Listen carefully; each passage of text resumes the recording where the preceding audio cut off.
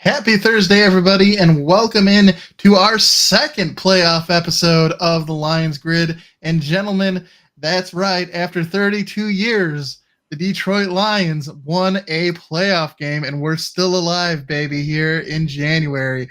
How was that win for you, gentlemen? Jeffrey, what's your thoughts here?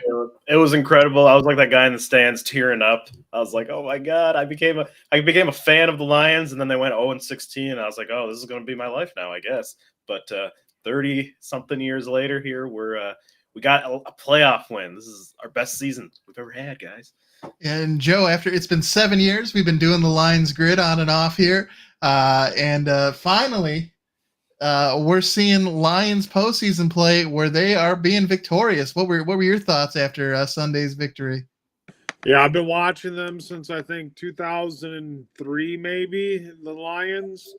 And this is the first time one of the few times I've seen them in the postseason, and one of the first times I actually thought they had a chance to win the game. And I was thinking to myself, I was like, they're going to lose this game. They're going to lose this game. They need to score points. And when Stafford had the ball back and it was 23-24 and they punted it away, I was like, all right, now they need to go down the field and score some points to win the football game. And when they punted the football away, I realized we have 24, they have 23. All we need to do is get first downs. And I was like, I was over preparing for the Lions, you know. Absolutely. And Edward's here with us, and he is shouting out that Kool-Aid as the Lions will hopefully look to continue their postseason run here this weekend as they host their second ever playoff game at Ford Field against the Tampa Bay Buccaneers. But before, gentlemen, we talk about this weekend's upcoming game, let's take a look back at the week that was as we go ahead and grind the grid and take a look back at Wild Card Weekend here, gentlemen.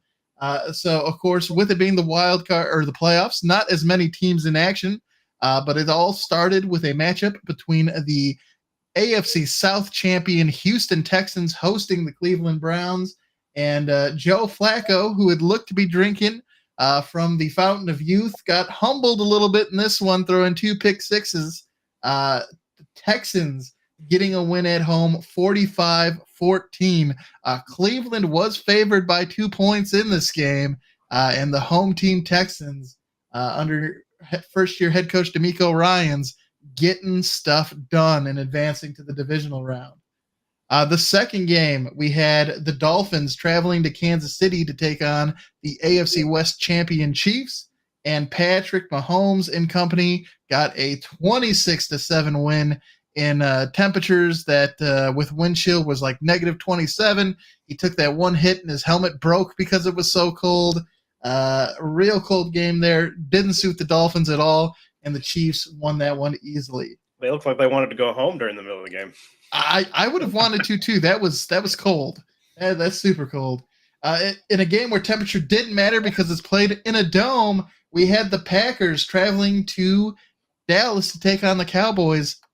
And, of course, the Cowboys have been fantastic at home all season long, but it didn't matter because the Packers came in and they won this game in style, 48-32.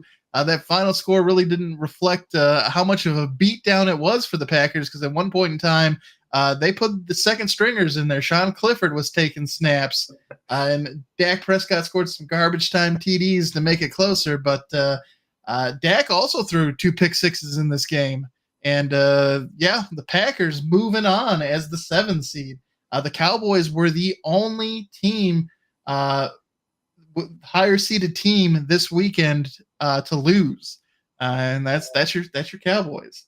Then, of course, as we talked about, the Lions getting a 24-23 victory as Matt Stafford makes his return to Ford Field. Jared Goff gets some vindication against his former team, and the Lions get their first playoff win in 32 years, moving along. Then we had the Steelers travel out to Buffalo to take on the Bills. The Bills getting a 31-17 victory here. They are the 3rd seed, so they will actually be hosting a playoff game as well this upcoming weekend. And then we have the Tampa Bay Buccaneers and the Philadelphia Eagles. And Philadelphia's troubles continued in this game as the NFC South champion Buccaneers took care of business 32-9 against the Philadelphia Eagles, sending them packing to the offseason. And just for Edward here again, I'll go ahead and say it again. The Detroit Lions, first playoff victory in 32 years, moving on to the divisional round. So, gentlemen, obviously quite a bit happened this weekend. But the question here is, which game had the most surprising outcome in your mind? Joe, let's start with you on this one. I'd probably have to say Philadelphia against Tampa Bay because, that was surprising because Tampa Bay, I didn't really think too much of them throughout the course of the season. They started off good, and then they kind of just went to being a mediocre team that won the division by default. They have a basic record, maybe one win above 500, but they're not really a team I looked at as a threat. And I think Jeff's Super Bowl pick was the Philadelphia Eagles to get there. And, I know that the Eagles started off real strong in the season and then just kind of faded out. Another surprise was the Houston Texans. I thought Cleveland would have played better. And then, of course, Dallas and Green Bay. Dallas just, came unglued, and Green Bay looked that good, So there was a lot of surprises in the playoffs this last weekend. Yeah, it was a wild card weekend. Jeffrey, what's your thought here? What surprised you the most? Yeah, I knew for me it was Philadelphia, just because I knew that they were, kind of coming out, their wheels were kind of coming off of the wagon over there as they kind of went through the season after the hot start, but they weren't even tackling out there. They were non-competitive pretty much the entire time, which was really just that was a surprise to me because you're a playoff team. You're trying to get back to the Super Bowl, and despite all the issues that you might be having, at least I expect people to at least look like they're playing hard out there. But I don't know, the defense just the offense too, obviously, but they just looked like they didn't want to be there. Kind of like Miami a bit. Yeah, I think that was the most surprising thing for me is the fact that there were just so many games where teams got demolished. Like the Dolphins getting beat down by the Chiefs, the Browns struggling against the Texans, the Cowboys struggling against the Packers, the Eagles. 4 of the 6 games, you had one team that really dominated and then one team that struggled. And I think that was really surprising. The only game that was, really close was the Rams-Lions game. And so definitely like the fact that the Lions are moving on and, I think have the most to build off of. They have the most momentum because the other teams really weren't in much of a fight. And Edward here agreeing with you, Joe. He's going the Philly. Dallas has choked several times in the past, so he thinks Philly phoned in an unspecial this year and sort of let their fans down. But gentlemen, of the teams that won here in Wild Card Weekend, which team do you think can go the furthest in these playoffs? I'll start on this one. I think it's going to be the Detroit Lions. I'm drinking that Kool-Aid, but the fact that we're going up against Tampa Bay means we have a pretty good shot to make the NFC Championship game. And, one of the things that Dan Campbell and this Lions team has been doing is taking advantage of opportunities. They have a great opportunity in front of them now to be playing San Francisco next weekend because I imagine San Francisco is going to beat the Packers. But I definitely think it is the Lions, they control their destiny here and I think have a favorable matchup. So I'm going to go Detroit Lions being the team that I think are a winning team from Wild Card Weekend that can go the furthest. Joe, what are your thoughts here? I'm going to have to go with, I said Detroit was going to go to the Super Bowl this year, so of course they're one of my picks too. But on the other side, it'd have to be Kansas City. I don't really see Buffalo making it to the Super Bowl. Baltimore is the best team in the AFC. And Houston is a good team. But, of Wild Card Weekend, I think that, Kansas City, now that they're back in the playoffs and they're going for title defense, I think they'll bring out their A games and, try to compete for a back-to-back championship. Jeffrey, who do you got here? Yeah, I'm definitely taking the Detroit Lions for sure. I think you're right. We have a very prime opportunity here with playing the Bucs. I know the Bucs will play harder than they did, I'm sure, than the first time we beat them. But yeah, I think it's almost like choose our own destiny, like you said. As far as like my non-Lions kind of pick here, it is interesting that the Bills get to host the Chiefs rather than the Bills going to Arrowhead, so that home field advantage is not there for the Chiefs.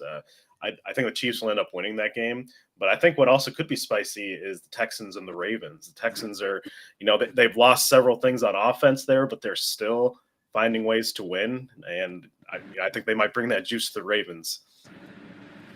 That'd definitely be spicy, because I definitely, as Joe has said, I think the Ravens have been the most consistent and best team so far in the NFL. So, but those Texans, they are wily. You got to watch out for them.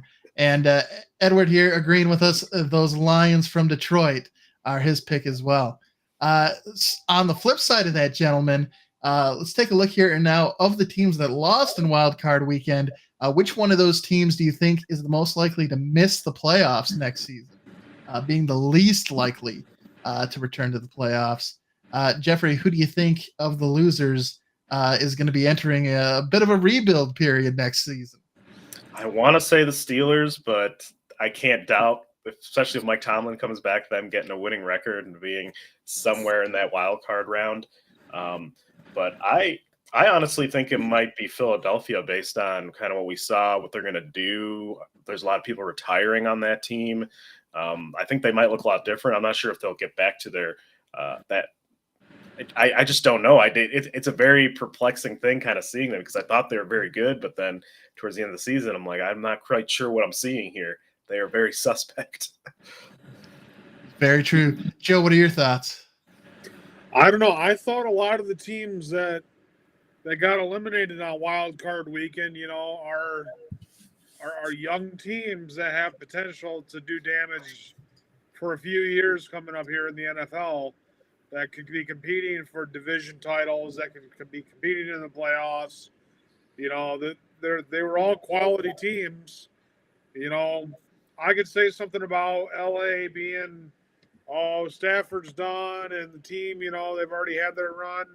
This is just a meek season. I could say Cleveland, they made it as far as they could go, but they got Deshaun Watson coming back. So depending on if he's good or not, that'll be how the team goes. And then I could say something about Miami, saying, Miami was a one and done season, but really I like the youth of Miami. So I think that they have potential to grow. So like all these teams that are losing here on Wild Card Weekend, I think they have room to be competitors in the playoffs in future years. Yeah, I think for me, I'm probably going to go with either the Steelers or the Browns, just because you had three teams from the AFC North make the playoffs this season. Of course, Joe Burrow will be back for Cincinnati. So the likelihood of all four of those teams making the playoffs next season is highly unlikely. And if I had to choose one, I would probably go with the Steelers, just because there is so much uncertainty around who's going to be underneath center for them. I think, they're a very good defensive team. They find ways to win games. And Mike Tomlin is a great coach, but they have the most question marks. I mean, the Browns, as Joe mentioned, is it going to be, I doubt Joe Flacco is going to be under center all season for him. So I imagine Deshaun Watson will probably get a shot at the starting job again. The Browns also have some question marks, but I like their defense a little bit better. So I would, if I have to choose one, I'll go with the Steelers. But I think it's for both those teams, it could be tough making the playoffs next season because they do have some issues. Of course, Jeffrey mentioned Philly, and Edward likes Philly as well. And we'll talk about some of those players that may be some of those key players that may be moving on here in just a second. But there has been a lot of talk, gentlemen, a lot of chatter out there about teams moving on from winning coaches. Mike Tomlin in Pittsburgh, Mike McCarthy in Dallas, Nick Sirianni in Philadelphia. What are your guys' thoughts about this? All of these coaches have had a lot of success in the regular season. With Mike McCarthy, they've had 3 straight 12-win seasons. Mike Tomlin has never had a losing season. But there was a lot of talk heading here that maybe these teams should make some changes because they haven't had a whole lot of playoff success. Do you think that teams that are having regular season success, but that isn't translating to the postseason, do you think they should move on from some of these coaches? Joe, what are your thoughts here? Should organizations be willing to pull the plug here and look for that postseason success that's eluding them? Well, there's 2 philosophies of thought here. One is, these guys are getting in the playoffs. They're winning divisions. They're making moves in the NFL that put them in the dance.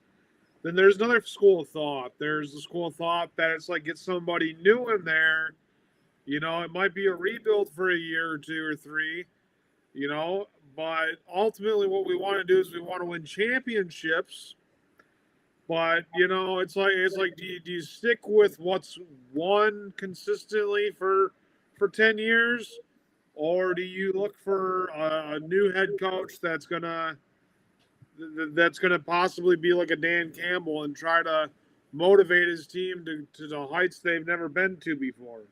So it's like what do I think? I think they should keep the same coaches. I think every year is different.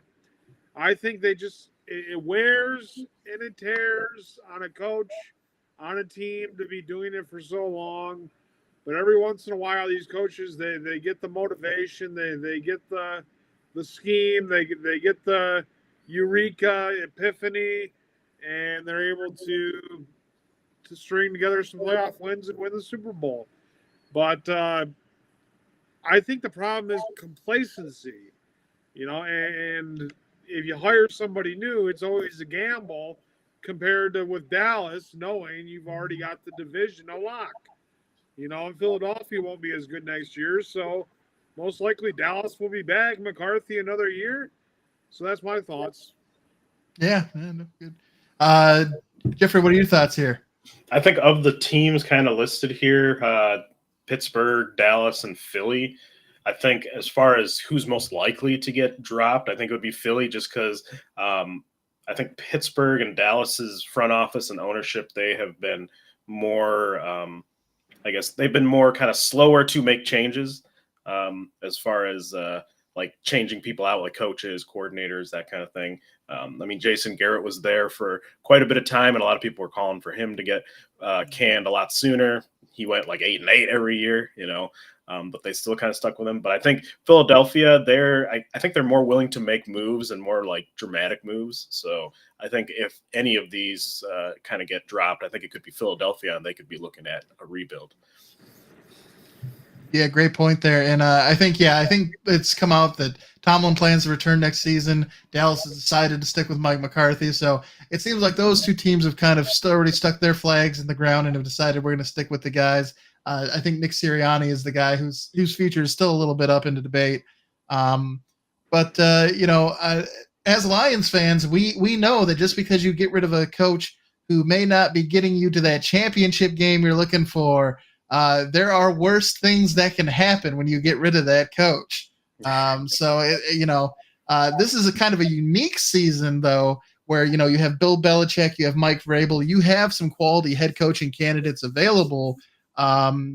So getting rid of a good coach, and this is one of the few years where you actually have some established coaches that could conceivably step in for your coach as well. So it does make it interesting, given the quality of the candidates available.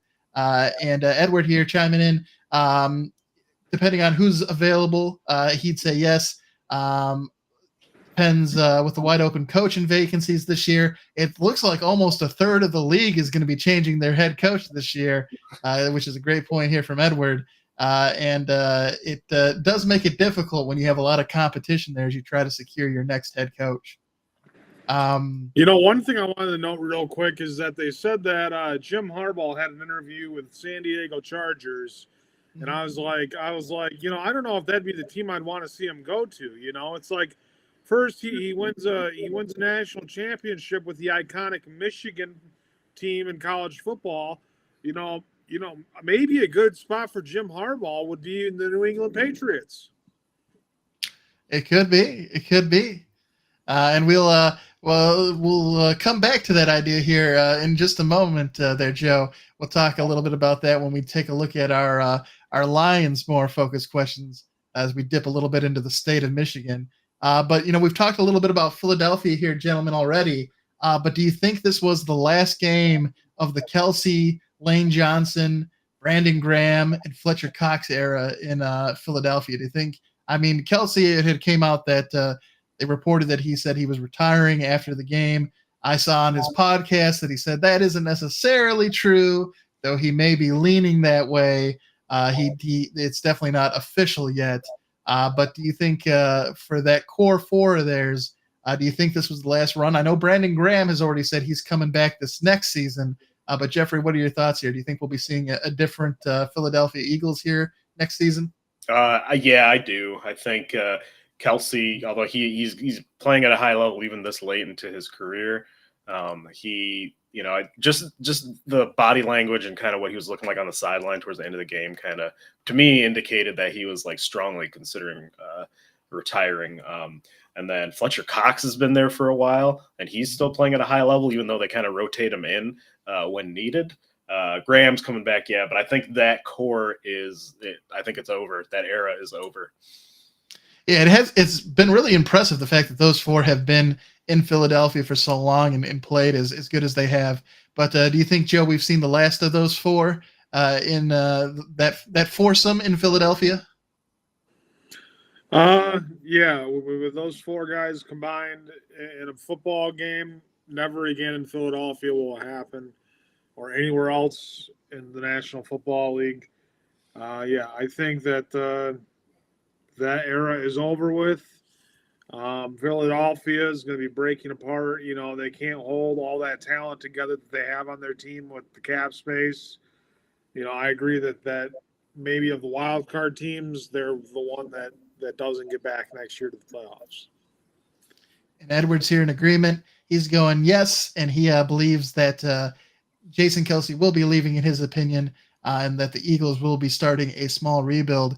Although I do think, even though I'm not an Eagles fan, I'm strongly considering getting a Jason Kelsey jersey, just because he is he's a guy, man. He's one hell of a center, and definitely respect what he brought to the table all these years for Philadelphia. He was drafted in 2011, gentlemen, and of course, the three of us graduated college in 2012, so he's about our same age. Seeing him hang it up just proves we're getting another year older here, unfortunately. Well, I don't think I can line up under center, though. Even though we're the same age, I don't know.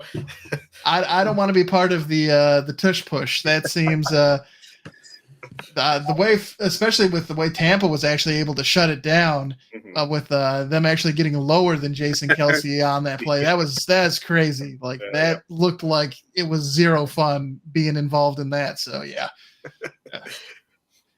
Speaking of zero fun, the Cowboys having zero postseason fun. Michael Irvin, their Hall of Fame former wide receiver, came out and said that they should clean house. We already talked about potentially them moving on from Mike McCarthy, but do you think the roster should be reexamined and a rebuild needs to happen in Dallas? Gentlemen, I know it's always a question for Dak. Is he the quarterback or is he not? And when he's winning, everyone loves him. When he loses, it instantly turns back to that question of should they move on from Dak? Do you think the Cowboys need to start changing this roster up significantly to have that postseason success they're looking for? Joe, let's start with you on this one. Yeah, I think Dak Prescott's not the quarterback for the Dallas Cowboys. He's gotten regular season wins. He's like Tony Romo, but there's only one Troy Aikman. Troy Aikman went in there and he won multiple championships with the Dallas Cowboys. But we've seen Tony Romo, we've seen Dak Prescott, we've seen some quarterbacks for Dallas that have good regular season wins, win in the regular season, but they get to the postseason, they can't make it anywhere into the postseason very far. So I think it's important important to find somebody who's clutch. You know, they don't need to win every game in the regular season. Just somebody who can compete well against high level opponents.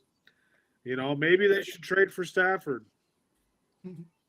Hey, he was balling out against us. Jeffrey, what are your thoughts here? Do you agree with Michael Irvin? I should mention that he did say they should get rid of everybody but CeeDee Lamb. CeeDee Lamb was the one guy he said they should keep. Yeah. So, what are your thoughts here? I think this is a conundrum a lot of teams have in like a lot of different sports where you have your core, they've been there for a while and they consistently, win divisions. They look great in the regular season, but they get to like a wall, like a specific point for the Cowboys. Usually it's the divisional round, but they hit a wall where they're good enough to get there to the dance or good enough to meet those goals, but it's like taking that next level.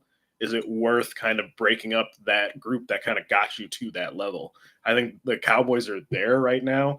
I think Mike, their fan base has been calling for Dak to kind of be replaced or some kind of blowing up the team. But I mean, you can't argue about how talented they are, which is, they like if you're putting a roster together on paper, like their roster is one of the ones I'd want to try to compete with in the NFL.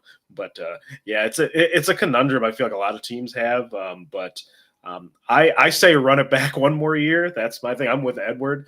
Run it back one more year and kind of see where you get, especially if they're keeping McCarthy. I mean, he's coached these guys for 2 years. You might as well, if you're going to keep him, keep that core. I like that statement, Jeff. I agree with you. Oh, yeah. Yep, and Edward's right there with you, gentlemen. And yeah, I mean, it's similar to like what the head coach is talking about. Like, if there's not a good person to replace someone of either better quality, like what is the point of making a switch just to make a switch? You have to have your next quarterback. And to Joe's point, maybe you go and you get a starter like Matt Stafford, or maybe you go in all in on Kirk Cousins or something like that. But where are you going to find this next quarterback in the matter of a year? I say you keep Dak in there, and then maybe do what the Packers did, where you look for a young quarterback who you can sort of have on the bench for a couple of years, get him familiar with the system, with the offense, with the league, and then after it's been a couple of years, throw him to the Wolves and then make the switch. I definitely think the grass is always greener, and I think just moving on from Dak for the sake of moving on from Dak it would be a mistake for the Cowboys. One last question here about our wild card teams, gentlemen. We already talked about Mike Tomlin, but with him most likely returning here, do you think that Kenny Pickett will be the starting QB in Pittsburgh this next year? Of course, he was benched for Mason Rudolph. He was benched for Mitchell Trubisky. Mason Rudolph got the start in the playoff game, as well as the 2 games to get them into the playoff. Mike Tomlin has already said that there will be an open competition at the QB position. So as we're talking about franchise QBs, do we think Kenny Pickett has lost the keys to the kingdom there in Pittsburgh? Jeffrey, what are your thoughts? I believe he does, and I think it's kind of telling the way Tomlin kind of handled the Rudolph situation with benching Pickett. He said, Kenny Pickett is still our quarterback, and it's not a health-related benching, but we're going with the hot hand. Wouldn't you want going with a hot hand is more like a running back kind of thing. Like, Mm-hmm. I don't know if you want your signal call out there being switched out on a weekly basis, but he showed some flashes in his his rookie year, but he regressed quite a bit this year. So I think they're gonna go away from that. Try to get Tomlin an actual quarterback. Joe, what are your thoughts here? Yeah, I didn't see too much of Kenny Pickett play. It's just he hasn't made the impact on the hype board or on the news of the NFL as like an elite or as like a starting quarterback that's like a franchise quarterback at least for a year or two. I understand he stayed healthy and he got all the starts this year, but I would think that if he played well enough to get them into the playoffs and he was a solid starter, that under Mike Tomlin that maybe you try to develop him. He's already got experience. He knows the system. If we jump off ship with every quarterback that doesn't win a division or a playoff game, then they're not going to be very many quarterbacks that keep their starting job after a season. So I would just think that, I think he should be the starting quarterback in Pittsburgh next year. Yeah. Kind of to pigtail off what Joe was saying, like we had an unprecedented amount of starter quarterbacks go down this year too. So we got to see a bunch of, I think they were up to like 80 or 90 total starting quarterbacks throughout the entire season this year. So the QBR index that NFL put out, they include every quarterback that started. It's going to be a big list this year. Edward was not a fan of Kenny Pickett, thinks there's no way that he gets back as a starter if they want to make it back to the playoffs, and Pickett can't stick it in the receiver's hands. I like it there. That is, I like that. That is classy right there. It could be interesting. Obviously, they fired Matt Canada earlier this season, their offensive coordinator. This could be a situation similar to Jared Goff, where you need the right offensive coordinator to come in, and you need to build an offense around what Kenny Pickett does well. And it could be just a situation where, as an organization, the Steelers haven't done that in the past, and whether or not he is successful with them or if he is successful with another team is really going to depend on that sort of marriage. If he can get into the right place that's running the right type of offense that plays off his strengths, potentially he could get back into a starting position. But it definitely, at the moment, they definitely seem at odds, him and the Steelers organization. So, which is not unheard of in Pittsburgh. There are plenty of players that fall out of favor with the organization and with mixed results. So we'll have to see what the future holds for Kenny Pickett, but certainly not super excited about his prospects, given the fact that it's we're not even in the offseason. Well, I guess the Steelers are now in the offseason, and they're already saying it's going to be an open competition. Not a big vote of confidence for your supposed franchise QB there. All right, gentlemen, let's focus now on the Lions and that victory against the Rams. We'll go ahead now and do a look back at the game and get your thoughts. We'll start here with a scoring recap, gentlemen. Things started off fast for Detroit. They scored touchdowns on their first three possessions of the game.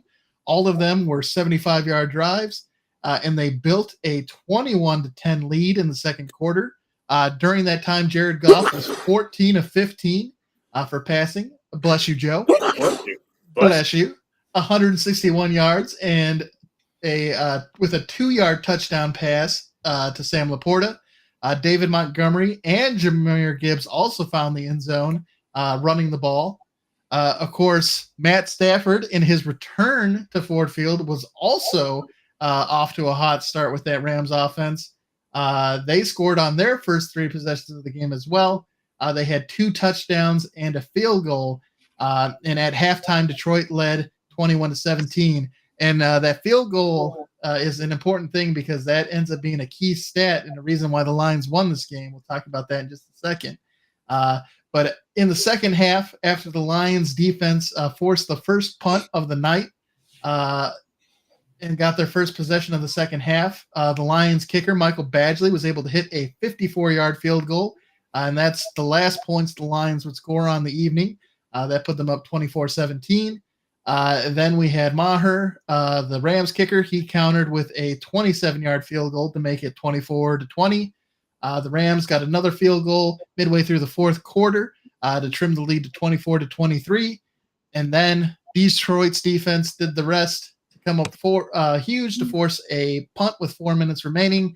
And the Detroit Lions offense was able to run out the remainder of the clock.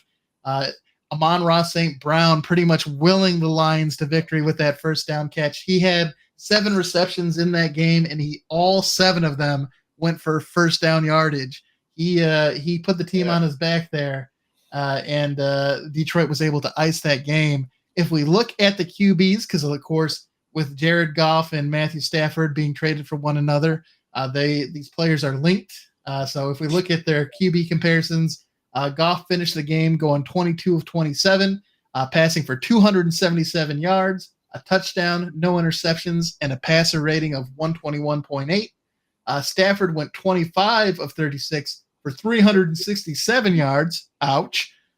2 touchdowns, no interceptions, and a passer rating of 120.9. And gentlemen, we know Matt Stafford is a tough hombre, but in this game he got that sick injury right in between his knuckles on his hand from Alan McNeil. He also took what I'm not a neurologist, and nor am I employed by the NFL as a third-party neurologist to verify players' health and safety. But it looked like he got a concussion on that play, but they cleared him and sent him back out there. Matt Stafford being the guy that he is, we know he's tough. He's going to play and help his team as long as he can. So I'm sure he was a big advocate for getting back on the field, but a little questioning there about that third-party neurologist in the decision there. I heard he used an old veteran's trick when he got up. He started grabbing his side. He's like, my rotator. Oh, it's my elbow, man, my rotator cuff. It's a bummer. But I think the big play, as mentioned, for the Lions that ended up helping the Lions keep that 24-23 lead came with 4 minutes and 20 seconds left. The Rams had a 3rd and 14 on Detroit's 44, and Cam Sutton stepped up and for one of the few times that night knocked a pass away from wide receiver Puka Nacua. Nacua had been killing us. I don't know what it is about that guy. I don't ever personally want to try and tackle him because he just made the Lions look bad because he was running through all everything. Teams look bad. I mean, he's kind of diminutive, but like when you try to get him down, like that dude is a dog. Yeah, like he must have like. There's that old movie Flubber with Robin Williams where like you'd put it on stuff and stuff would just bounce off. It looked like he was just coated in Flubber because nobody was able to tackle him in a Lions jersey, and it was bad. But again, I said we'd come back to this point here, gentlemen. The key stat: the Lions took a very bend not break approach because while the defense gave up plenty of yards through the air, it was really them stepping up and stiffening in the red zone. The Rams were 0 for 3 in the red zone, while the Lions finished 3 for 3. We forced them to have 3 field goals instead of touchdowns, and that was really how the Lions were able to go ahead and get the victory here. Of course, a big shout out from the team also goes to the fans. Here's a quote from Dan Campbell saying it was probably the best I've ever been a part of when talking about the game and the atmosphere at Ford Field. It was just 4 hours of nonstop barrage of the fans just going off. That noise played a big factor in the game. The Rams had to use 2 timeouts in the second half to avoid delay of game penalties. And, of course, that could have been huge for the Rams as they were trying to get the ball back after Detroit took possession there in the fourth quarter with the 4 minutes remaining. And then just to touch on one last item here before we get your feelings and thoughts about what all we've covered here, gentlemen. Aiden Hutchinson also became the first NFL player to log 5 QB hits and 2 sacks in 3 straight games since that stat started being tracked in 2006. So he has been having some big impact on opposing QBs. Gentlemen, what were your thoughts about that 1-point victory that we were able to secure against the Rams? Joe, let's start with you. Well, Stafford proved that he can still make the throws that we'd love to see him make when he was with Detroit. You know, he makes those throws, 3rd down and long, 15-yard completions, throwing it across the field, midfield, out towards the sidelines. It's like Matthew Stafford could possibly be the best quarterback that the Lions face this postseason. And if we gave up 370 yards and 2 touchdowns and a 136 QB rating to him, it tells you we need to work on eliminating, but he's a pocket passer. So it's like, how good is Baker Mayfield? But that's to talk about the game coming up. So I'm going to talk about the game that I saw, which was getting it done in the red zone, picking up the first down through the ground in the first half. My Montgomery power running into the end zone. We didn't have to throw on first and goal from the 5. We ran it in, got the points when we needed them, close to the goal line, close to the touchdown area. Lions, I said they need to put up points. They put up one more point than LA. So, they got the win that way. But it was a close game. LA was troubled. They could have had a postseason run. But Detroit, home crowd, Dan Campbell being a former Lions player, it was great all around for the city of Detroit and for all Detroit Lions fans. Long time overdue and just a great moment. Jeffrey, what were your thoughts? Yeah, I think the key stat there was taking advantage of our red zone opportunities on the offense. Our red zone defense, despite us giving up quite a bit of yards, we do really do that bend don't break defense where once we get into the red zone, we kind of lock down and only allow field goals there. So hopefully that trend kind of continues. But I gotta say, I think for me the call of the game was, we got the ball back. All we need was that first down. And I feel like other teams would have run past and then punted the ball away. But Dan Campbell, he wanted to win that game right there, and he called that double move for Amon-Ra St. Brown, and like he did all game, he caught that and got us here right now. I think a lot of times you see teams switch to being more conservative in those situations, and that is definitely one thing I like about Dan Campbell is that he wants his team to go out there and win games. Like if they're going to lose, they're going to lose because they were unable to win the game, not because they gave the other team an opportunity to win. Like they're going to do everything they can to be in the driver's seat and win. And so that's been a big part of the turnaround here with this Lions team. And so great to see. And then also big shout out to Sam Laporta. It was questionable whether or not he was even going to be playing in this game. And on the very first play of the game, he pulled and came around and sprung a block for David Montgomery that helped him go for 10 yards. And it was the very first play. And, of course, he had the touchdown in the game. He contributed and toughed it out. So, we gave Matt Stafford props for being the sort of the Iron Man he is. But also, great to see Sam Laporta go out there and show a lot of toughness, a lot of grit, and contributing. Like it wasn't just that he put on the jersey and was out there as a distraction. He impacted this game, and that was huge for us. So, everybody clowned us when we drafted him, but he has become an absolute beast out there. He was going to be just another Detroit tight end in a long line of disappointments, and I think Hawkinson sort of sweetened the pot where we're like, okay, Iowa's where we go to get our tight ends, and it's worked out pretty good here. He now is just one touchdown behind Mike Ditka for the most touchdowns for a rookie including the postseason and the regular season for the rookie year. He just passed Gronk. So if he can get 2 more here before the close of the postseason, we could be looking at the new NFL record holder for most touchdowns by a rookie tight end. Jason Kelce or Travis Kelce. Yeah, well, there's a new sheriff in town, and he is he plays for the Lions. And Edward said it best here. Bye-bye, Stafford. Again, how sweet. And, really, it wasn't personal. I know he got booed, and him and his wife had some feelings about that. But, yes, he got booed, but I don't think it was too far over the top. And, yeah, you boo the opposing team's quarterback. It's what happens just because you happen to be Matt Stafford. I feel like if he came in the regular season, he would have gotten cheered because, it's a game, regular season, homeboys coming back to town. But this is a playoff game. We haven't won one in 32 years. We were there and ready for our team to win. Next year, after we've won the Super Bowl this year, when they come to town in the 24-24 season, then we can have the highlight reel and have the welcome home Matt Stafford moment. Yeah. But not now. It's strictly business. It's not personal. Speaking of Joe, you kind of alluded to a point that's going to impact our pick'em results here. That 1-point victory for the postseason, we decided to go and introduce the spread into things, and it had a big impact on how things played out for us. I did take a look back at the regular season, and Joe, me and you were pretty right on with our projections. We were the closest. We both said 11 or 12 wins, and of course we both finished 11-6, and we both predicted an NFC North title. Jeffrey, you were also predicting 11 or 12 wins, but you had us coming into the playoffs as a wild card team. So Ooh, you know you were I didn't have faith.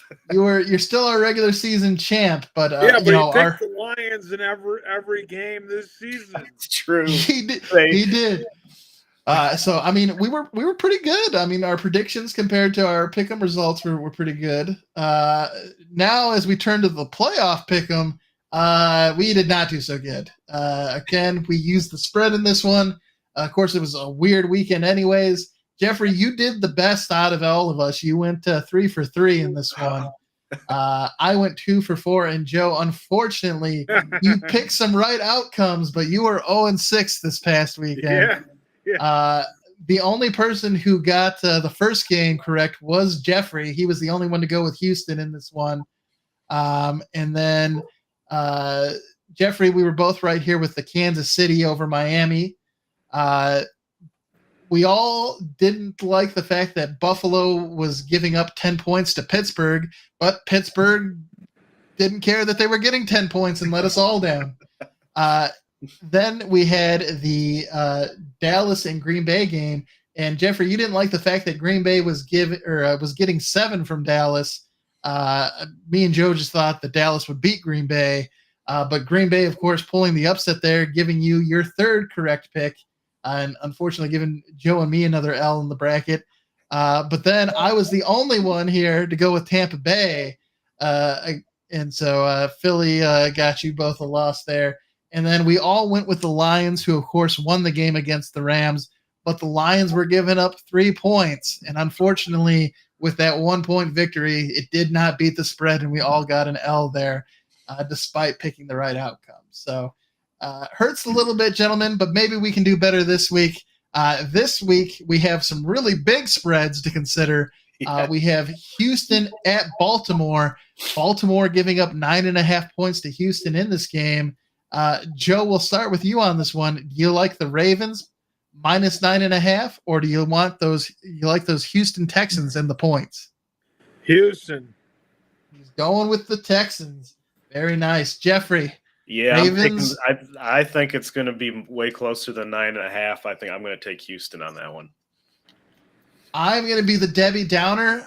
D'Amico Ryan, CJ Stroud, they've had a fantastic run, but I think Baltimore is going to just bring them back down to earth, and I'm predicting a double-digit victory. I'm locking in the Birds.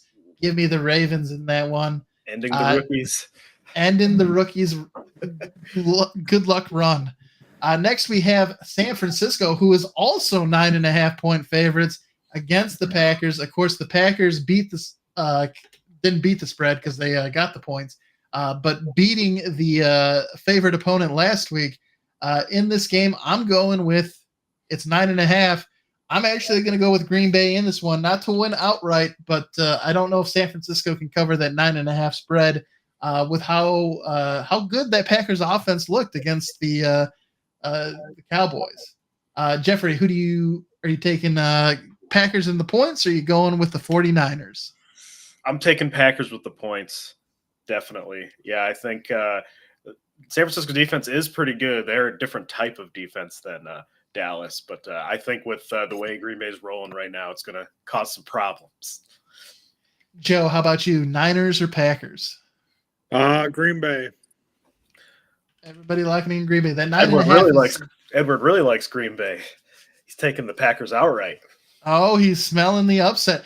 That would be super spicy because, of course, if that did happen and the Lions beat Tampa Bay this weekend, that would mean the NFC Championship game would be played here in Detroit at Ford Field. So that could be real spicy if that does come to pass, Edward. And then we have KC, who is traveling to Buffalo. Of course, both of them used to the cold and the snow. Buffalo is only a 2.5-point favorite here, so less than 3, which is usually considered a neutral odds for a home team. Jeffrey, are you going with Kansas City or are you going with Buffalo in this game? We got to have this one's a hard one because I think it is pretty good that Buffalo gets to host instead of going to Arrowhead. So I'm gonna take Buffalo. I'm taking Buffalo Going with the for the win. Bills. They're gonna win unless the turnover machine Josh Allen shows up. Well, see, that's the problem. I don't know which Josh Allen is going to show up. But I agree. We've seen the Kansas City struggle. Buffalo's defense is beat up, especially when it comes to their middle linebackers. But I'm going with Buffalo in this one. I really liked what I saw out of their offense this past week. A lot's going to depend on which Josh Allen shows up. Joe, you going with Kansas City or Buffalo in this one? Kansas City. Locking in the Chiefs. All righty. And we'll, of course, do our Lions in Tampa Bay pick here in just a moment. But before we get to doing our selection there, and Edward going with Buffalo in this one as well. So, Joe, you have a chance to prove all three of us wrong here and be the Swami, the pickmeister here with the Chiefs. But before we get into our Detroit Lions Tampa Bay picks, we'll go ahead and take a look at the game day storylines here, gentlemen. And of course, this isn't the first time this season these two teams have met. The Lions beat the Buccaneers 20-6 at Tampa Bay back in Week 6.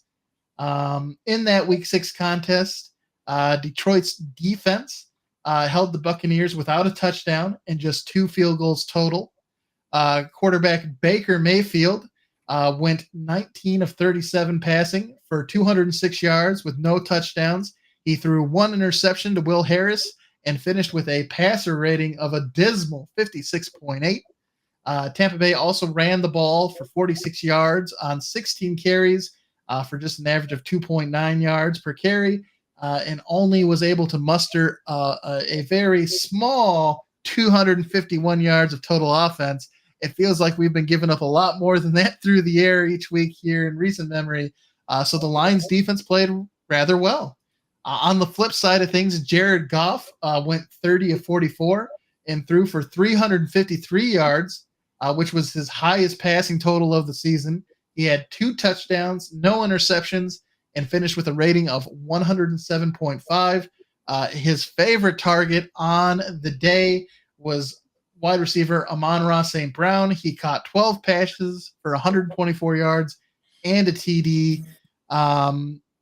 One thing to note in this game was that the Bucs defense did do a great job of containing Detroit's run game. The Lions rushed for a season-low 40 yards on 22 carries, which was only an average of 1.8 yards per carry. So Tampa Bay did take away one of the things that the Lions have been very good at this season. Of course, this is also a battle between NFC North and NFC South champions, and 2016 and 2018 number 1 picks. Of course, Goff being the number 1 pick in 2016 and Baker Mayfield being the number 1 pick in 2018.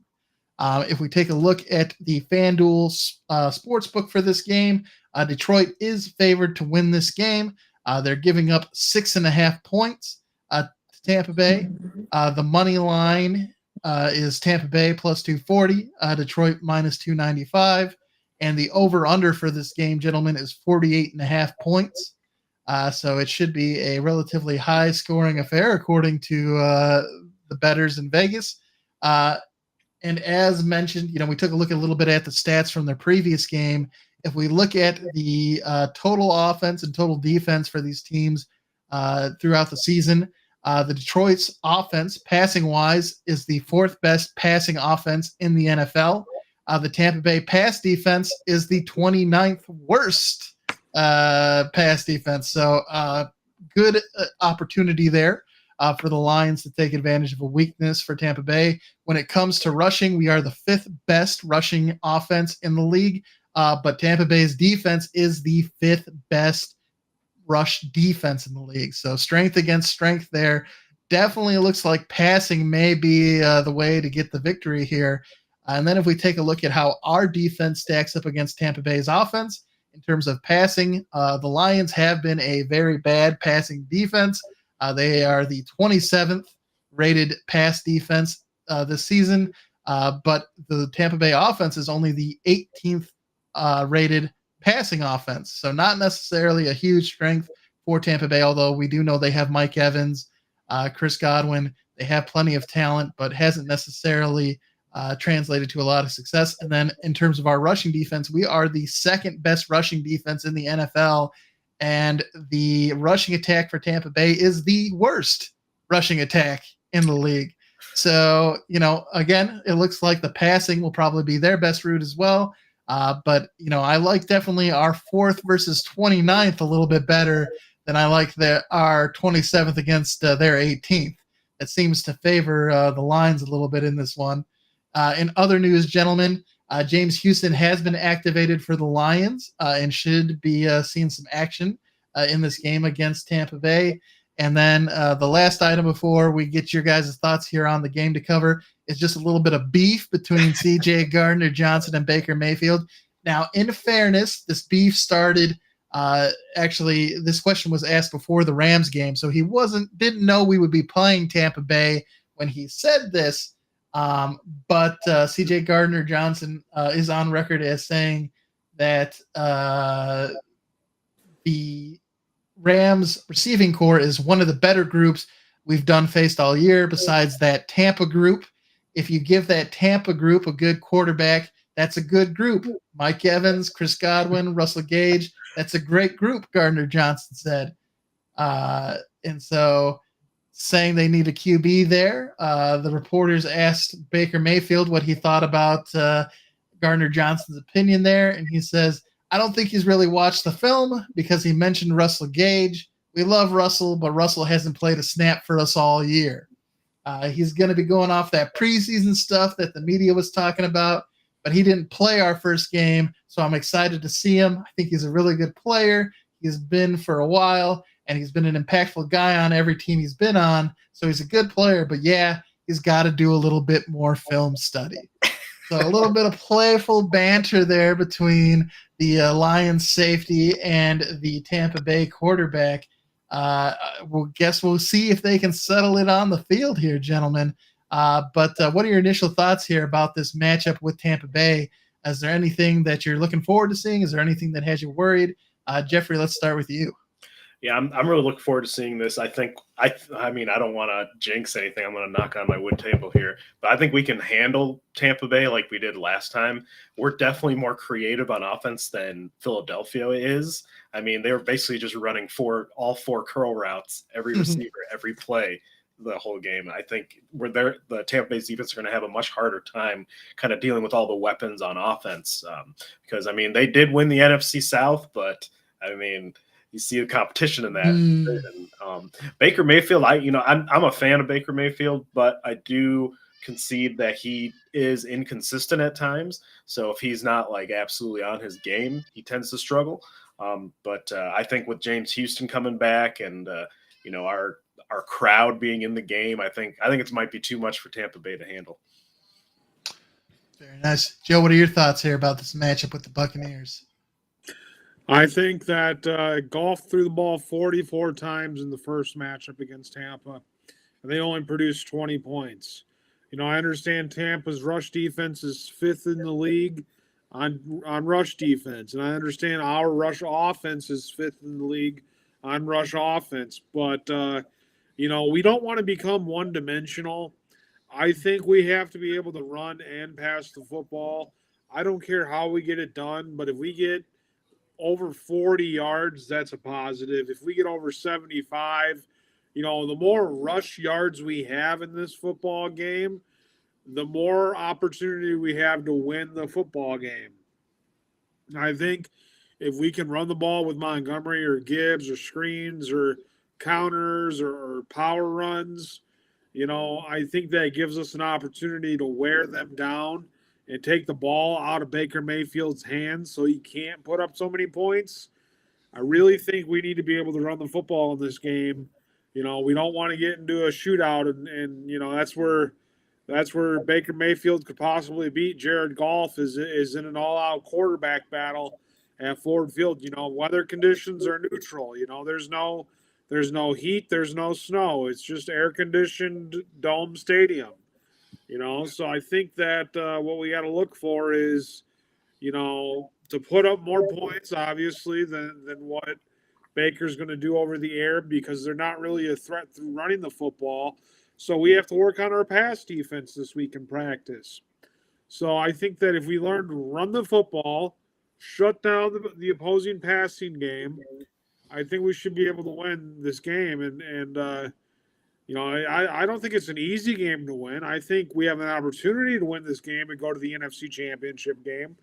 But you got to play professional. You got to stay within the limits of the game and not be bad mouthing people or trash talking like Gardner Johnson. You don't want to get full of yourself, because, as the Bible says, when you have pride, you shall be humbled, or something. Pride lead us to the stumble or something. Most certainly, you want to prove it on the field, and I think the Lions have done a pretty good job of doing that. So hopefully, they will be able to keep their sights focused on that. But with that in mind, gentlemen, we'll go now to our Roar or Rumble segment and do a couple Lion-focused questions here. The first one we're going to throw out is, how concerned are you that the Lions have a hangover after their first playoff win in 32 years? We're using the DEFCON 1 to DEFCON 5 scale, with DEFCON 1 being scared shitless and DEFCON 5 being not worried at all. Joe, let's start with you. Where are you at? Are you a 5 or a 1? Do you think there's any chance that the Lions come out and play flat after that big victory against the Rams? Yeah, I'm at like a 2 or a 3, because they all season long everybody's been saying on the ticket, on this show, everywhere you talk, is, can the Lions win a playoff game? Can they win the division? Well, now we've done that. Are our expectations for the season over with? We don't want the season to end. We want to keep going and trying to win the Super Bowl. But everybody's already acting like it's a successful season. So maybe there's that hangover. Maybe there's that complacency. Maybe there's less of a drive now. But that would be the worst thing for this team to do, is be happy with what they've done and not go out there and compete 100% to try to win this game. No, that's an excellent point, Joe. Jeffrey, what are your thoughts here? I am at a DEFCON 5. I think Dan Campbell's. I'm in agreement with Edward here in the chat. I think Dan Campbell's going to keep them ready. They're not done. They've gone further than any Detroit team has in this lifetime. But I think they want more, and our team's kind of built that, and that's kind of the attitude of this team. So I'm hoping they don't come out flat like the Cowboys, but I think they'll be fired up. Yeah, I'm probably at about a 3, just because Joe made an excellent point that, they have done so far a lot to build, do the things they wanted to do. They won the division, they won the playoff game, and certainly the fear is that they could become complacent. But to your point, Jeffrey, I think Dan Campbell will do a great job of keeping the team motivated on saying, all right, let's continue to stack these things. Like, that's what they want to do. It has always been about, yes, this comes before, we got to do this before we can do that. But the ultimate goal has always been to continue to stack those things. So I'm a little worried about it, just because it was a big thing. Like, there has been a heavy weight lifted off the city of Detroit with this team getting a playoff victory. It's really hard to explain. And I think, a lot of the guys there. The world isn't calling us losers anymore for being Detroit fans. Yeah. So it's huge. So I definitely don't want to see it happen, but I could definitely, it is a slight concern, just because of how big of a chip we just got off our shoulder. That was a huge burden facing this organization, and so they have another opportunity ahead of them. And if Green Bay should somehow manage to beat San Francisco and give us that opportunity to host an NFC Championship game, that opportunity gets even sweeter. I'm definitely excited for the game. I think the Lions have a very good chance in it. Next up, gentlemen, who is your Lions postseason MVP?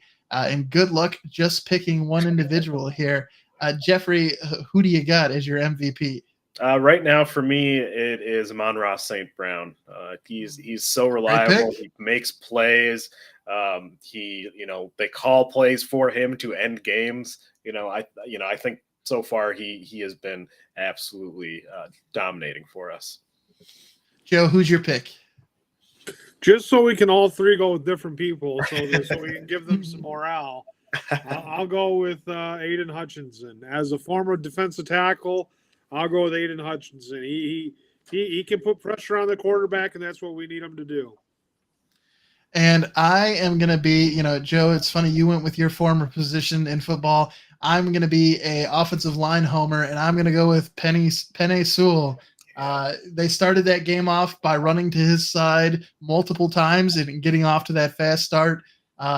There's a reason why he is one of the best right tackles in the league. And, he was my pick for the regular season MVP. And he has just continued to play well here through the first game in the postseason. So, I'm an offensive lineman fanboy, but that's who I'm going with. And Edward here, he's going with Dan Campbell for the way that he has changed his culture and the way that he does things aggressively. It's a great pick. We'll take the coach pick, but otherwise he likes Goff for the total redemption, which he did achieve as well. And I definitely like that moment in the locker room where they said, you're good enough for Detroit, which leads me to my next question here, gentlemen. Since he is good enough for Detroit, do you think that Jared Goff has done enough to establish himself as the long-term starting QB in Detroit and has earned a contract extension? Do you think they're going to go ahead and lock him up for multiple seasons here now? We had talked about it earlier in the season when he was on that hot streak, and it looked like that he was really going to be trending towards being worth that contract. Then he sort of cooled off. Now we have our first postseason victory. Do you think all of that equates to Jared Goff being retained for a long time here in Detroit? What do you think, Joe? You think we'll be seeing him under center for a while? Yeah, I think we should have Goff as our franchise quarterback for the next 3 to 5 years. I think this last playoff win gives him confidence. This will be our time of the Dan Campbell era, the Jared Goff era, the young rookies and the first-year pros, second-year pros. We got a young core team, and we can compete for a while.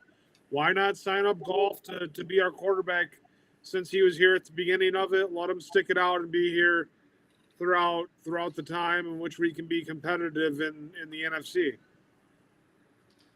Jeff, what are your thoughts here? Yeah, I think that oh, sorry, I lost my train of thought here. Oops,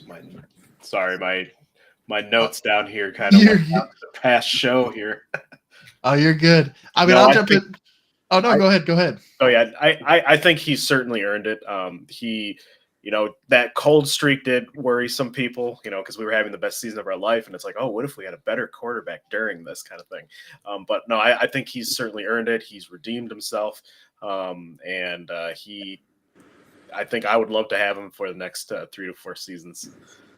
Yeah, I know I heard a lot on the ticket. A lot of people, surprisingly, after our first playoff win, calling in and still being like, we want Hendon Hooker because of the mobility factor that he brings to the table. I like having Hendon Hooker. I don't want to start thinking of him negatively, but I do think Jared Goff has earned the right to be the starting quarterback in Detroit. We should consider him a franchise QB. And I like the idea of being able to have Hendon Hooker behind him and really give him time to develop and see, is Hendon Hooker really someone who can contribute to this team in the long term, or is he somebody who we can move on from? What are your thoughts, Joe? Hey, if we keep Goff for 3 to 5 years and keep Hendon Hooker behind him for 3 to 5 years, by the time Goff's done with this next contract and we still have Hendon Hooker, the guy will be a solid backup throughout the time that he's learning the system. And then he could move right on into the starting role. He wouldn't be an Aaron Rodgers with 1 or 2 or 3 seasons behind Favre. He'd be at least 5 seasons behind Goff, but he'd still come in, be an instant starter, and be instantly successful. Yeah, we definitely have a really good idea of whether or not he would be that heir, and whether he, or if it could also give us time in case we discover, hey, Hendon Hooker isn't the guy. It would give us time to develop a different guy, should that be the case. So, and Edward here agreeing too, he likes giving him not past 4 seasons, but he thinks that Goff's worth it, and definitely think he's done enough here to earn that starting QB position. Joe, it is interesting that you mentioned being good for a long time here. This next question is obviously Brad Holmes and Dan Campbell have proven they can win in Detroit. But the next part of that is being able to sustain it and have multiple seasons at the top. Do you think that they'll be able to get this figured out? Because that is certainly, we're in uncharted territory, gentlemen. We have a playoff victory. We've won an NFC North title. How long can we keep doing things like that with this team and this organization? Do you think these two working together will be able to sustain this for multiple years? Jeffrey, what's your thoughts? Yeah, I absolutely do. I think with the way they've built the roster, they're building it from the draft, bringing in key players from free agency. I mean, they built from the offensive line out. I mean, you see a lot of other teams not doing that, and their quarterbacks are under duress all the time. But, we've kind of played to our quarterback strengths here. And yeah, I mean, our secondary, although we give up a bunch of yards, we're also playing a lot of rookies out there. And they're kind of learning and growing as we go, and this is only their first year. And I think we got clowned a lot for our draft last year, but I mean, it ended up being, I think, one of the better Detroit Lions drafts we've gotten as far as quality, top to bottom. I think we have that mindset in the GM position. We got Dan Campbell kind of running the show. I think this is a equation for long-term success here. Joe, what are your thoughts here about the Lions' future? Yeah, I think the Lions have their set up for the remainder of Dan Campbell and Brad Holmes' contract to be competitive. I think they can win some more division titles. I think they can compete in the playoffs for throughout this time. I hopefully this regime sees a Super Bowl win throughout its time. And, we're talking about that throughout its time, as they remain in charge of the Lions. But, I mean, there's no time like the present, they're in the divisional round. So strike while that iron's hot. Exactly. And then Edward here chiming in, no doubt, yes, we're young, build that defense, and next year could be better and should be better. Definitely agree. Hopefully they do invest. I would love to see another edge rusher, an interior defensive lineman. I know we drafted Broderick Martin, but he is one of the few rookies from this draft class that hasn't really contributed a whole lot. So I would love to see another interior lineman. And then, of course, we tried to address the secondary in free agency. We definitely shored up the running game. So, we're now the number 2 rush defense from where we were last season. Did a great job fixing that. If we can shore up the passing defense a little bit here this next season, and all evidence points to this organization being able to do that, I think we are in a really good place to make a run here. So definitely love to see it. But one thing that could hamper it, regardless of the personnel we have on the team, obviously we just talked about the GM and the head coach, but how many coordinators do you think the Lions will have to replace this offseason? You would think that with the defense not being the greatest, that we would, especially that pass defense, Aaron Glenn wouldn't be as hot of a head coaching target as to where we would lose him. But rumor has it Tennessee is hot and heavy for Aaron Glenn. I know he has 4 interviews himself. Ben Johnson has 5 interviews. That's 9 between the two of them. Joe, how many coordinators do you think we're going to have to replace this offseason? 1 or 2? I think we'll have to replace both of them. Locking in both of them. Jeffrey, what are your thoughts here? Yeah, I think as far as like the amount of openings that there are and the amount of teams that want to go with a more not necessarily less defensively minded coaches, but more old school, like going away from kind of the old school and kind of coming in and bringing like younger folks to kind of run these operations to modernize kind of their offenses and defenses. So I think because our team is one of those teams who are running coordinators who have that, I think they're a hot commodity. And And it's an opportunity of a lifetime for some of these guys. So, I mean, when there's an opportunity like that, it's something that's been a goal for your career, and you're given a franchise or a team that you have always thought you could be or wanted to be coaching in there. I wouldn't blame them for taking it. Absolutely.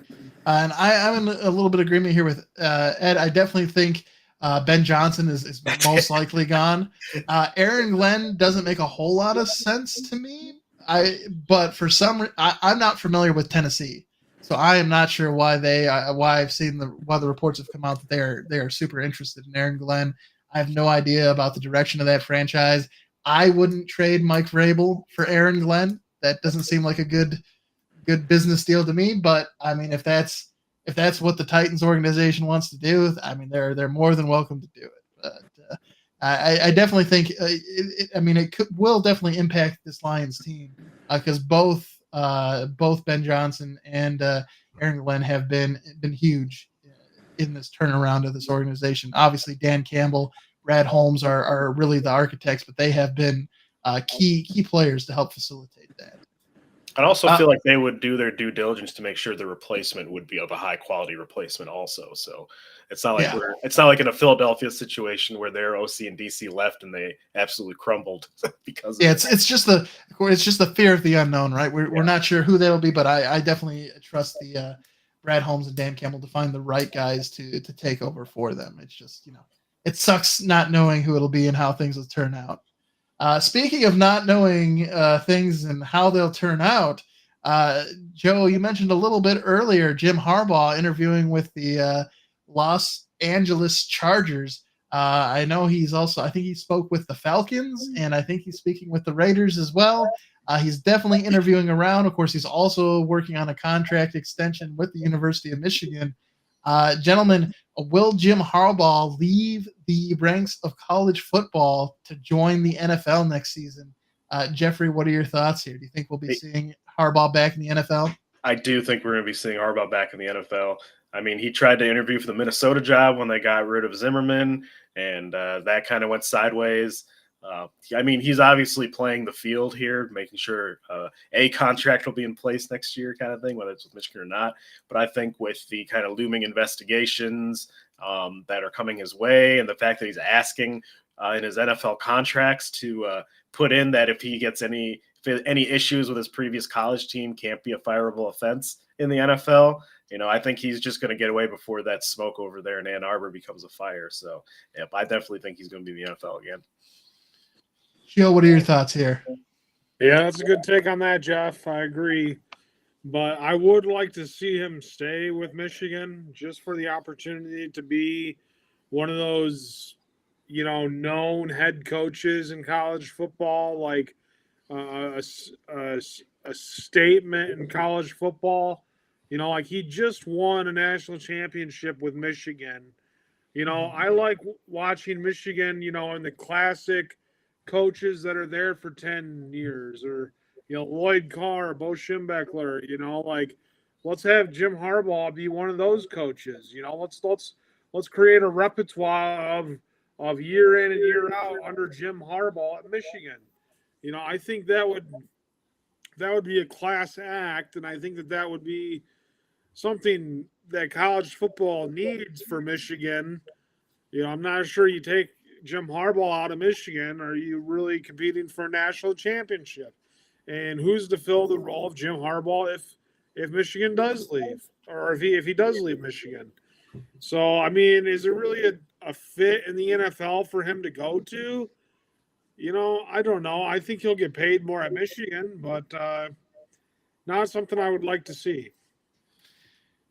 Yeah, I think it's really going to come down to if he wants, like he's 65, he's he's not getting any younger. If he has any desire to coach again in the NFL, he's never going to be a hotter commodity than he is this year coming off a national championship win. So if he wants to coach in the NFL again, I do think that he will be in the NFL next season. And of course I don't know Jim Harbaugh, so I don't know where his thoughts are. So if he wants to coach, I definitely think we'll see him in the NFL. But certainly I do think that I'm there with you too, Joe. I like the pageantry of college football. I like, the history and the legends and things like that. And so I certainly think that he would have the ability to really establish himself he is already one of the best coaches in the University of Michigan's history, but he could very well, challenge Schembechler and some of the other guys as being like the Michigan coach. I really don't know who they would bring in to top him, but I do think Sharon Moore, who served as the interim head coach while he was suspended, I do think he would be a good candidate to take over for Harbaugh. I don't necessarily think he's a better coach than Harbaugh, but he definitely showed that he can lead that team, and that team responded to him. So, again, I think Harbaugh is probably, the best coach for the Wolverines, and this is coming from a Michigan State guy. I think, again, if he wants to go to the NFL, that's where he'll be this season. And Edward here chiming in, we won't get the contract that he's asking for from Michigan, so he'll go pro. He is looking for a clause that would protect him from any potential bans in the based off of any NCCA violations. And then lots of players are leaving Michigan this year, not wanting to stay and rebuild again for a newer, stronger Big Ten.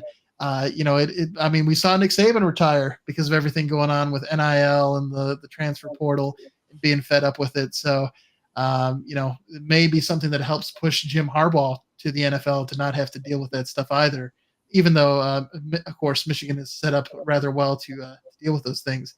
But all things considered, gentlemen, between the Michigan National Championship, which was back on Monday, January 6th, of course, the Lions' first playoff home game at Ford Field and their first playoff win in 32 years, that was just this past Sunday, and us hosting the divisional round matchup against the Tampa Bay Buccaneers here this upcoming Sunday. Is this the best January in Michigan football history with what's been going on with the Wolverines and the Lions? It's definitely the best one that I can remember in my lifetime, but Joe, what are your thoughts here?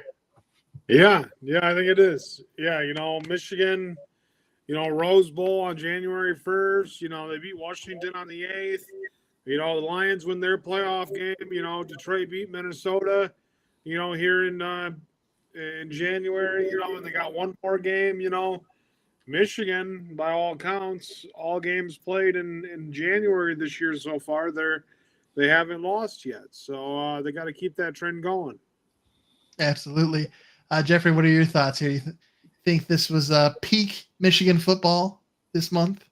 I do, for most of the state of Michigan. For me personally, as a Michigan State fan and a professional Michigan hater, them winning hurts me on a level. But I'll definitely take the Lions winning and the overall joy that our state gets as football fans. I'm definitely happy. I mean, we talked about how this would either be the sweetest of victories or the most depressing of losses. I'm definitely happy the Lions came out on top against the Rams, because with Michigan winning the national championship, that would have just added to the despair that us Spartans are feeling. Because, it's like, okay, I would definitely trade a Michigan national championship for a Lions playoff win, hands down. So I'm glad we're not in that scenario. And we're happy for Hatter's house. I know he is a Lions fan in Las Vegas, so glad he was able to partake in a few extra adult beverages to enjoy the victory, and that he wasn't subjected to the ridicule of his family there in LA, and didn't have to deal with a Stafford victory over us. And then Edward also saying absolutely, hands down, no comparison, the best month in the history of football here in the state of Michigan. Gentlemen, there's only one thing left for us to do, and honestly, it would help really build out this month of football in January for the state of Michigan. It's the Tampa Bay Detroit game this weekend. Again, Detroit is favored by 6.5 points.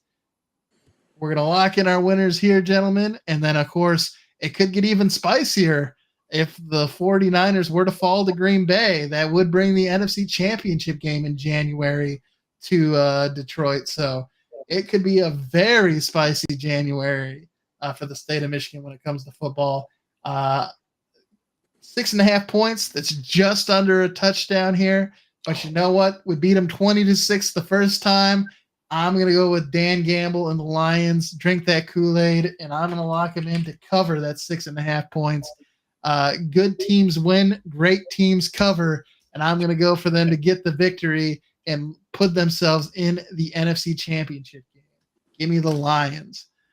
Jeffrey, 6.5 points. You taking the Buccaneers, or are you going with the Lions? Oh, I'm taking my boys in blue. We're going with the Lions. Drinking that Kool-Aid. Yes. Joe, are you also going to partake in some of this Kool-Aid, or are you going to maybe do the more sensible thing, consider the spread? I'm going with the Lions. Locking in the Lions. We like you walking in the deep end with us.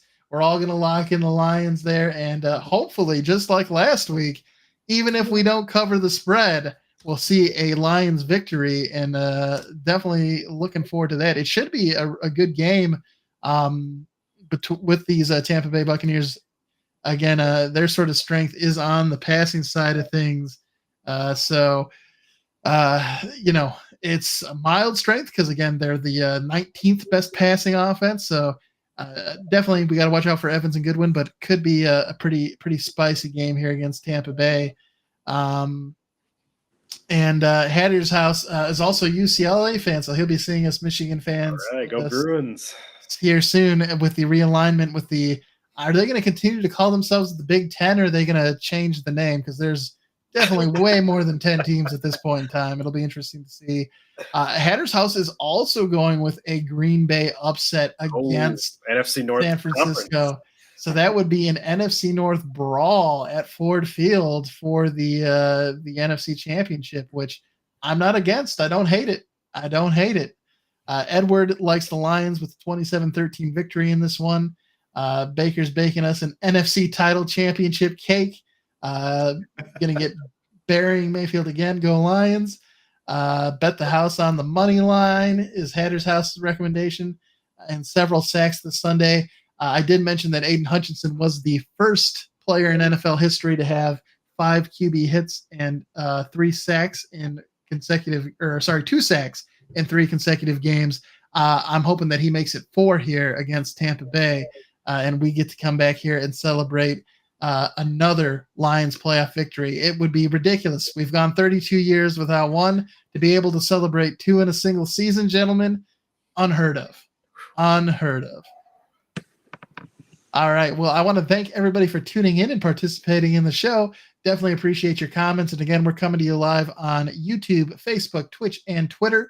We come live to you at 6 p.m. on Thursdays. So we will be back next week. And again, hopefully we'll be celebrating another Lions victory. But even should the Lions fall to Tampa Bay, we will continue to report throughout the playoffs. So we'll be back for the conference round and, of course, the Super Bowl as well. And thank you all for helping make this a great show. Of course, Jeffrey, Joe, couldn't do it without you guys. So thank you for being here. And we'll see you guys next week. As Hatter's House here says, after another historic Lions win, go Lions, go Lions. Gentlemen, we'll see you next week. Let's go Lions. Very nice. We'll catch you all. Have a wonderful evening, everybody, and we'll catch you next week.